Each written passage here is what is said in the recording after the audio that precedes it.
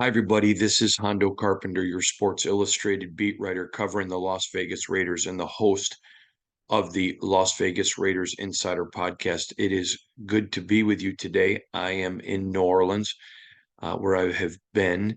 Um, I want to just give a shout out to all of you guys who have reached out at the death of my brother.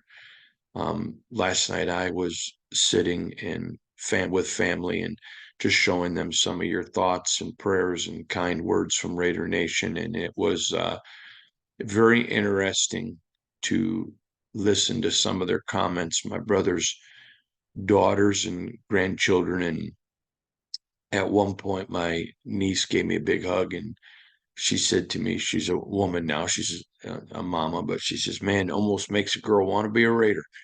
And I just appreciate all of your kind words to my family. So thank you. I'll appreciate you and grateful for you.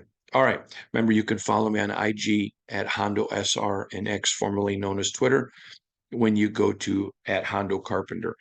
Today, I want to talk to you about five emerging, um, I don't know that I would call them trends. Some of them are trends, and some of them are observations from the start of camp with coaches, the OTAs.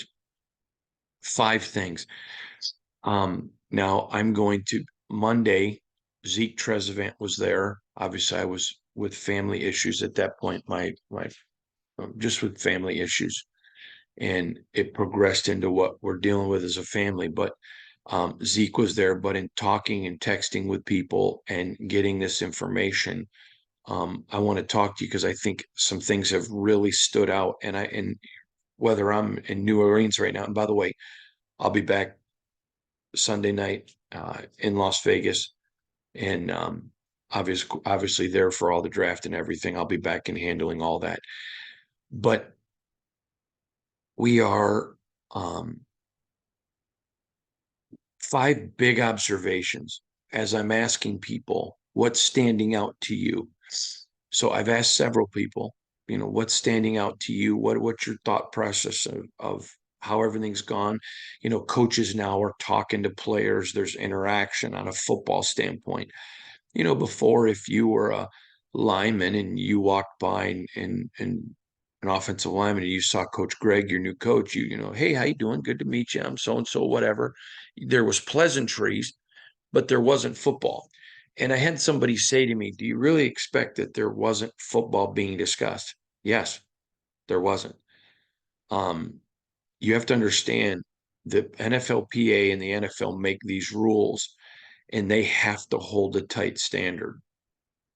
If a rule's broken, I mean it's a pretty significant deal. So yes, on the from both parties, I particularly know a situation at another team, an NFC team years ago, where maybe they weren't as careful. Well, then later on in the year, when the player got disgruntled, they get turned in. And so teams are very wary of that. And so, yes, they are very, very diligent on that. Now, let's get to what matters, which is the five things coming out of the facility that are um, trending or maybe a little bit different than the past. The first one I want to address with you is, and I wrote these down, and I apologize. Normally it's right off the top of my head, but I'm dealing with other stuff as well. Is there's a sense of optimism that I have not seen from the Raiders. This is my fifth year covering this team. It's very interesting to me. It doesn't mean guys aren't excited. I remember one particular year, um, there was a lot of talk about trips and contracts and that kind of stuff, and it's always been congenial. But this is a sense of there was meat left on the bone last year.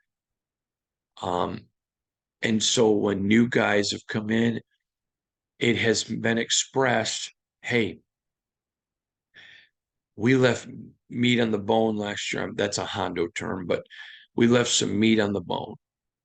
And we're really glad you're here. You're going to help with XYZ.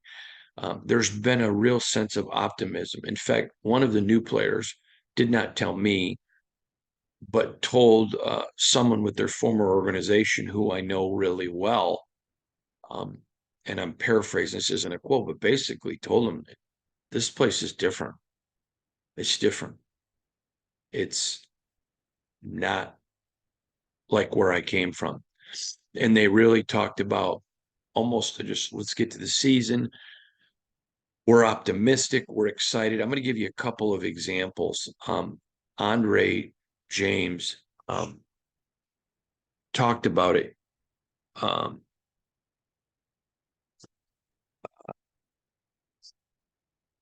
he talked about the scheme and how last year, they simplified the scheme and how they changed the scheme over those last few games a little bit. Just, you couldn't do a lot of changes. They had no OTAs, they had no mini camps, no training camps, all of that. But how they made some changes and then the direction that they're going. These Raider players, I've always said you got to have a leader, just like I think you need a GM who is separate from the coach. You need leaders, a coaching staff to lead. But if you don't have that player optimism, if players don't feel like, okay, I'm gonna get from A to B, then they begin to play for stats and they begin to play for things that are not all about the team. That's not the case with these Raiders. There is a ton of optimism. And when I say optimism, it's not optimism that I'm going to get a new contract. It's optimism about success on the field. It's optimism for the right reasons. You know, sometimes I'll equate it, to this. When I met Shannon, and I was excited not just to, and when Shannon and I started dating my wife, I wasn't just excited to date a gorgeous girl. She was wife material. I was optimistic not about Friday night. I was optimistic about a future once I saw her in that light. Same principle. These guys are not optimistic about, hey, I'm making a lot of money in the NFL, although they certainly aren't complaining, and I'm not trying to be disingenuous.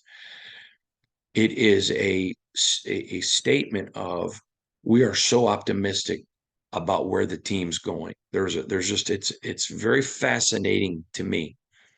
It's been there all year, all off season, and it has grown exponentially. I got a text late. I don't know if it was this morning. I mean, I don't even know what time it is. I don't know if it was this morning or before the clock turned to midnight, but from a player just checking on me. But they talked about how it just seemed like that group was ready to play right now, just ready to go. That the sense of optimism. I will tell you, there have been a lot of players extremely impressed with Gardner and Aiden O'Connell. These two are going to battle. We know that Aiden's, number one at first, but it's going to be a battle and they're going to go at it. And there's been a lot of people impressed with Aiden O'Connell. I mean, he absolutely, and we've got the video up. You should go watch the video if you didn't see the video of the players from Monday. It's up. Go watch it. But he talked about he's competed in high school, he competed at Purdue, and he's going to compete here. And I know, and I don't think this will have any bearing on who ends up winning the starter's job.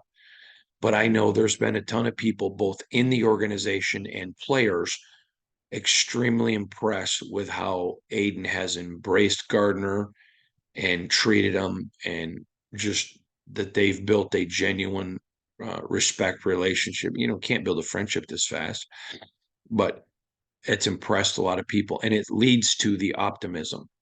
You may remember last year, Jimmy Garoppolo, when Aiden got the job, was fantastic teammate.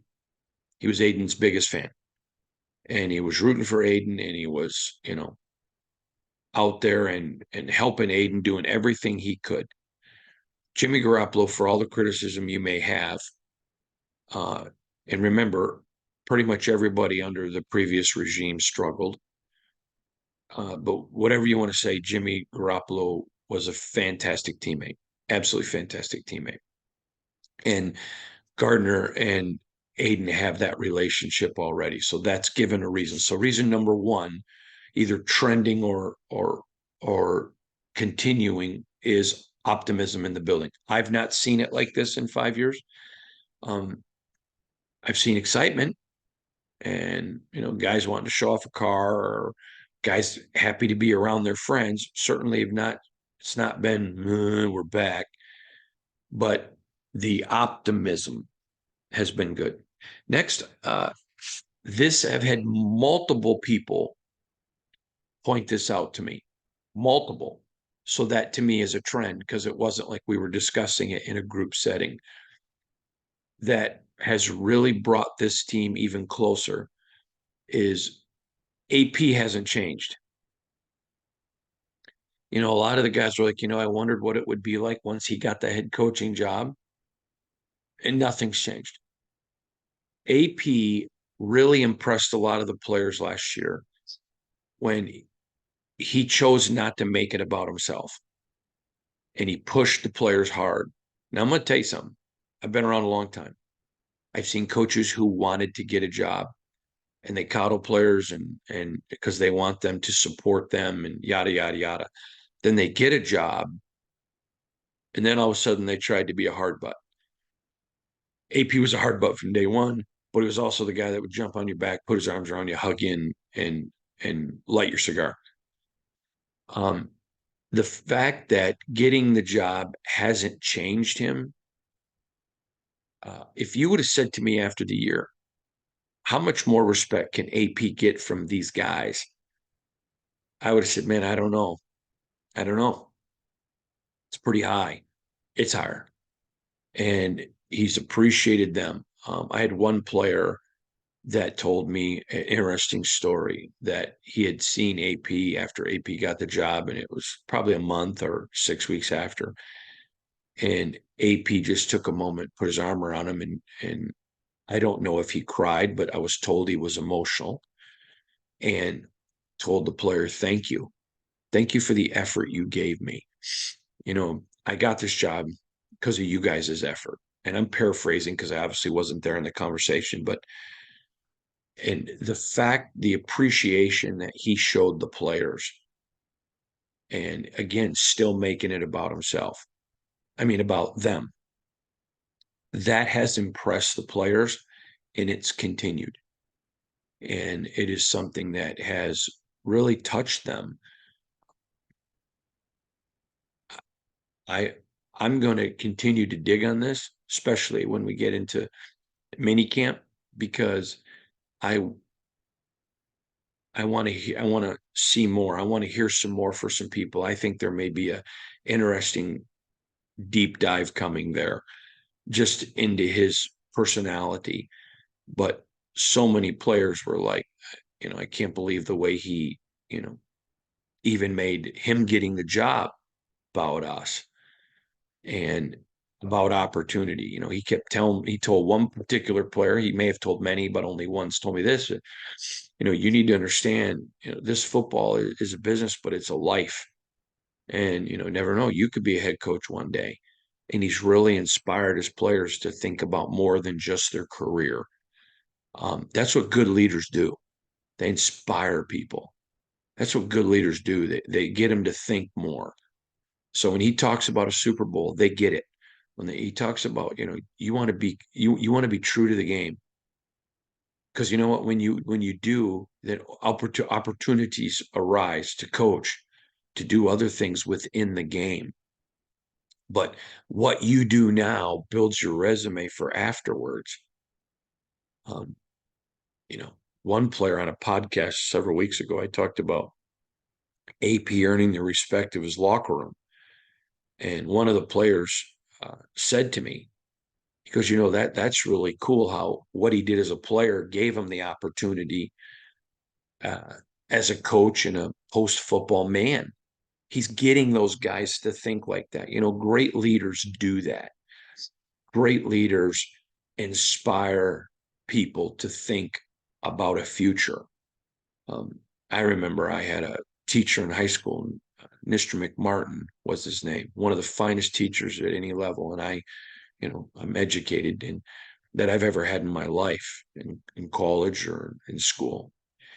And he would always there was one particular situation in my life, and he asked me about my future, and he brought up something, and he goes, when I saw that today, it made me really excited about your future. He had a way, Mr. McMartin, of inspiring. And good leaders know how to inspire. Good people know how to inspire. And, and that is, you know, a very cool thing about AP. He gets his dream opportunity and he inspires. And so I think I know his genuineness has really touched his team. And it's, a trend coming out of camp is these guys are fired up. They'd run through brick walls for him. And as a leader, AP's not going to go make a tackle. AP's not going to, in a split second, make a read on something that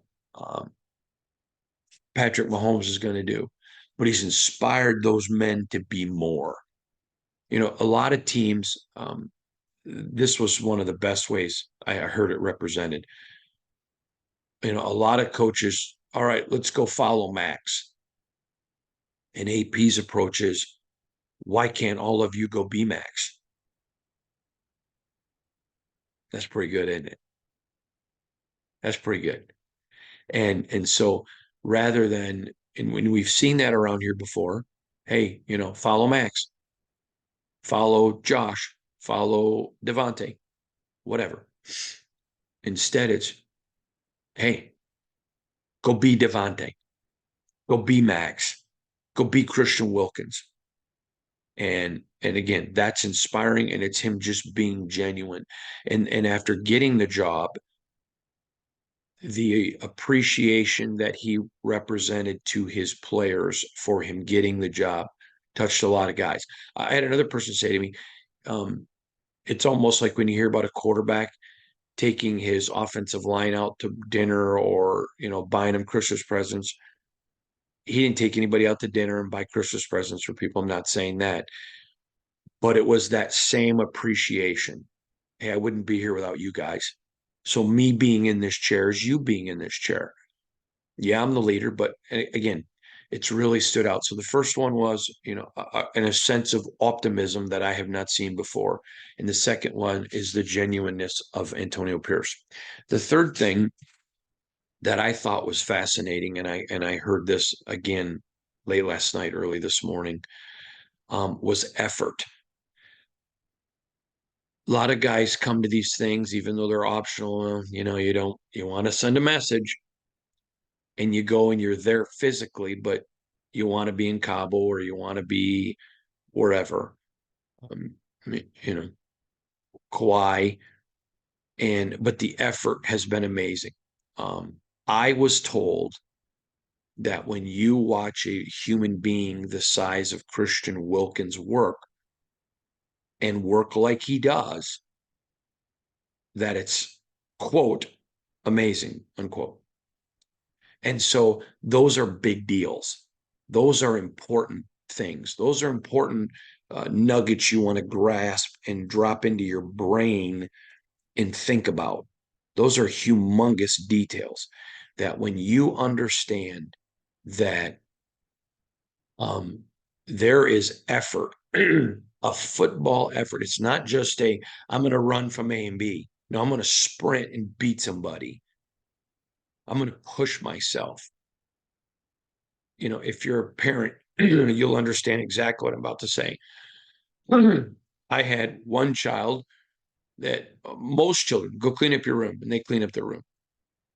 Then there's some that you tell them, hey, go clean up your room, and man, you go in and they've organized stuff. Effort. It's just a matter of a little bit more. And I'm going to get to more about this in a minute, but that has been something that has stood out to people, is the effort being offered. And I had one person say to me that they thought it was really cool that every guy they brought in is that kind of guy. They were looking for a Max Crosby type player. Remember, don't follow Max, go be Max. And so that is, Max is an indelible on this organization. Make no mistake about it. We know who the coach is. It's his team. But when AP's not in the room, this is Max's team. And Max, and they want Max type players. And so all of a sudden now, you may have one Max Crosby, and he's a unicorn. There is only one. But when you bring in players who say, okay, I want to be great, and then they look at greatness, okay, now all of a sudden you got a bunch of dudes trying to be that, giving that kind of effort. So rising tide lifts all boats. Now everybody's effort goes through the roof. Now all of a sudden, I'm not going to use any name, but there's a player that everybody likes, but I think it's fair. Maybe I wonder if that guy's effort's 100%. And I had a person say, yeah, even that guy's. Everybody's in on it.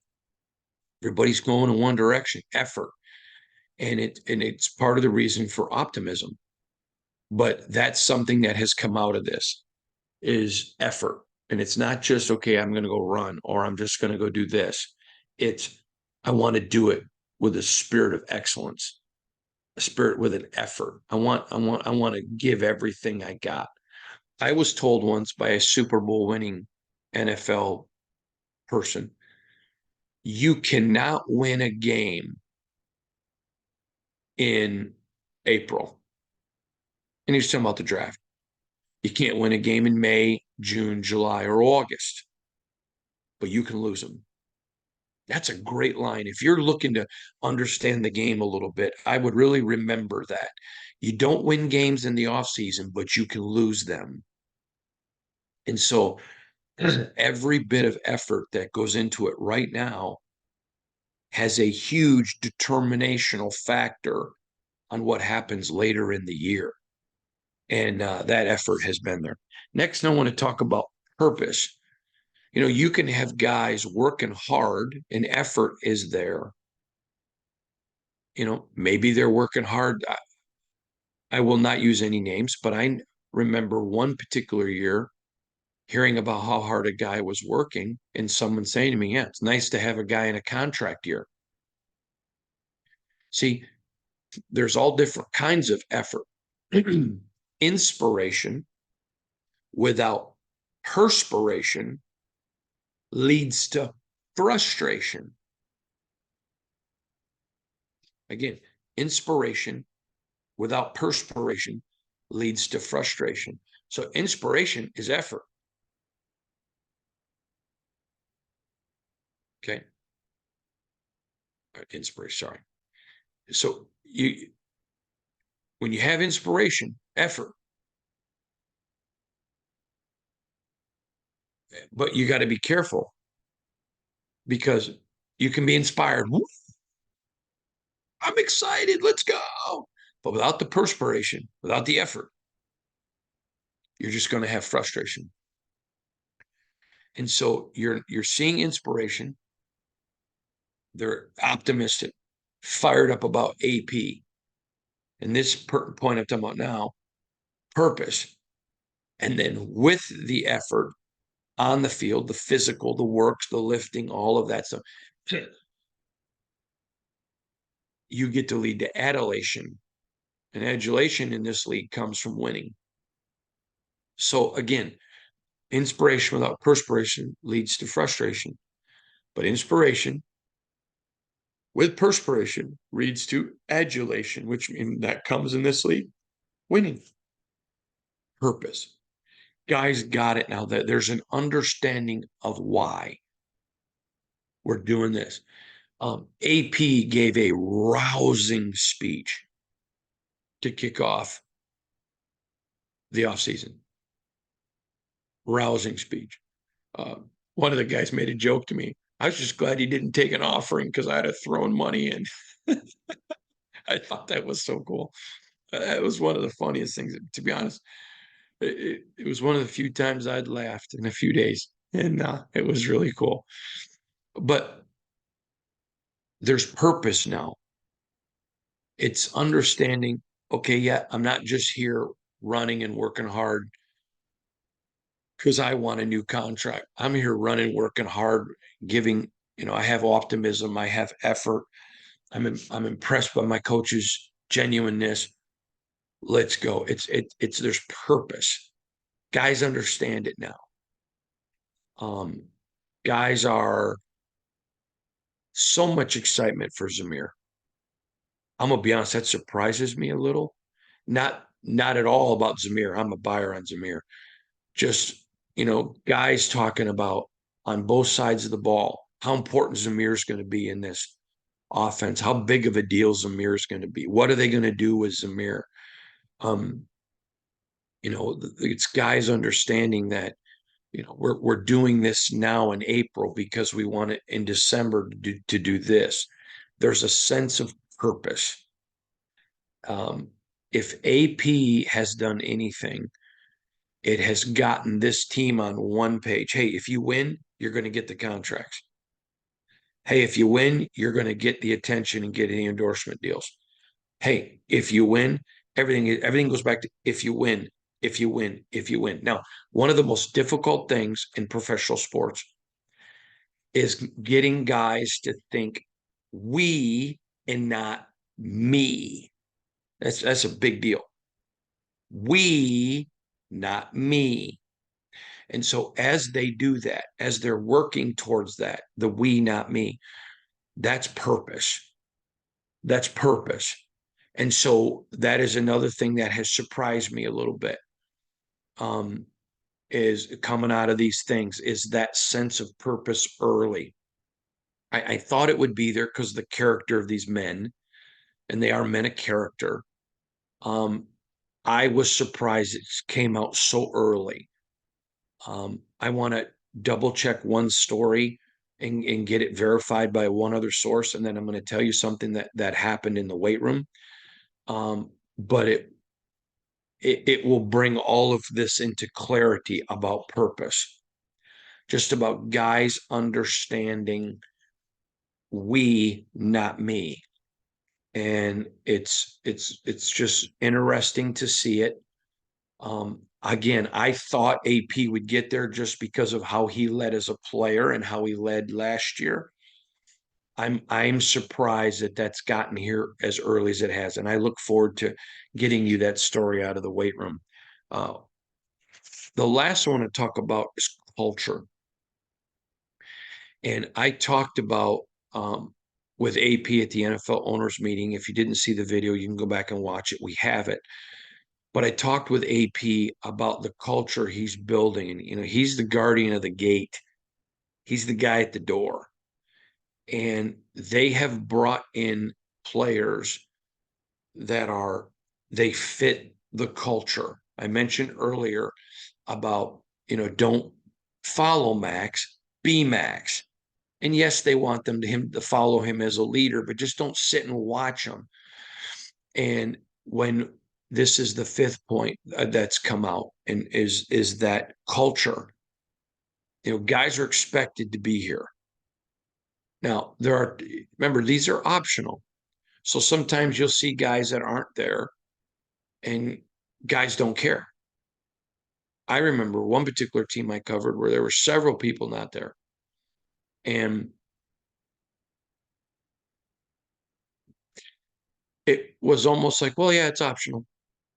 There was no sense of, and this is, hey, we expect you to be there. Now, I've said this before, and I don't mean to be an irritant by repeating things, but our audience is growing exponentially. And so I want you to hear this from me. Tom Izzo, the Hall of Fame basketball coach at Michigan State, dear friend. I love Tom. And he has said a million times, a player coached team is better than a coach coached team. And he has said when your best players are your hardest workers, it makes you a great team, a great team. It couldn't just be Max. I mean, you may remember a year ago, I told you about, the reason they get a Robert Spillane and a Marcus Epps is Dave Ziegler noticed he needed leaders like Max at every level. They've got him now. They had Epps and Spillane who were great last year. Christian Wilkins, I mean,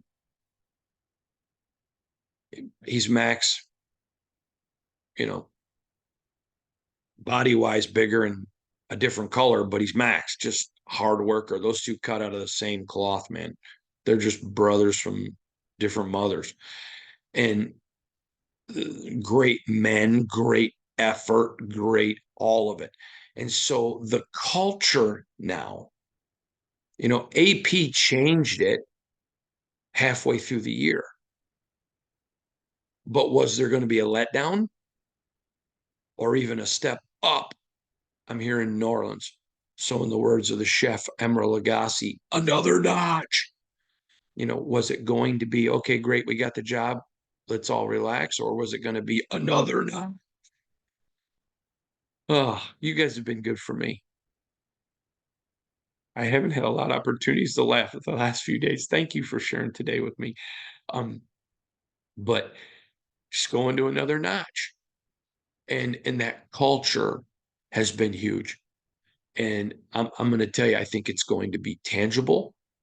I think it's something Raider fans, especially when more interviews are conducted, are going to see more of it. I think it's going to be more spirited. I think it's going to be, um, this one's going to be hard for me. Brothers, brothers can fight, but don't you mess with my brother. I would expect you're going to see some more spirited practices. You may even see some fights, may even see some, you know, once the practices get going. Not because there's division, it's because it's a competitive culture. They compete at everything. Literally everything now is competition. And it's just the culture. Now, you and I are both resonant enough to understand you don't make a change at the end of October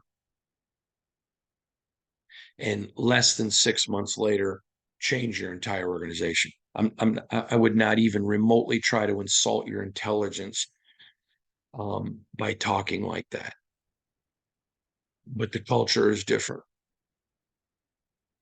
Now, it needs to grow, needs to expand. There are some areas that I'm going to watch closely because some areas I think it needs to, you know, got to let it develop. It's a new culture. But I'm going to say this to you. This isn't even close to the same team. Got a lot of the same players. This isn't even close to the same team as a year ago. Not even close. And remember, you still got guys coming in the draft. There's going to be a lot more competition, a lot more new players. I mean, you probably are going to see 10 to 15% of your roster isn't even here yet. That's a big deal. That's a big deal. And you're already seeing culture change. So I think those are all reasons. Again, I want to reiterate them to you. There's optimism. It's the genuineness of AP, effort, purpose, and culture. So we are beginning of it all. And a lot of the credit has to go to those players. Has to. Just for what they've done. And it's all led at the top with AP. And I understand something, and I want to make this clear. All of this is crap if they don't win. That is the brass tacks of the National Football League. Just win, baby. I get that, and I understand it. But when you're sitting here in April and you're wondering about what's going to happen in September, October, November, December, January, these are all things that you can look at as signs of what's going to be there. So I'm reiterating, I totally get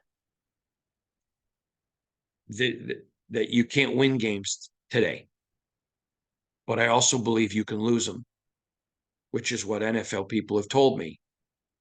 And so doing all that they can do, they're doing it well. And that's all I can offer you. So again, appreciate all of you. Have a wonderful day. Choose to make today a good day. That's your choice. You say, well, you don't know what I'm going through. Well, you know what? You don't know what I'm going through. But when you start a day, choose it's going to be a good day. Today's going to be a good day. Today's going to be a great day. I'm going to smile today. I'm going to rejoice in today. Please enjoy your today. Lastly, I hope that you let your family know how much you love them.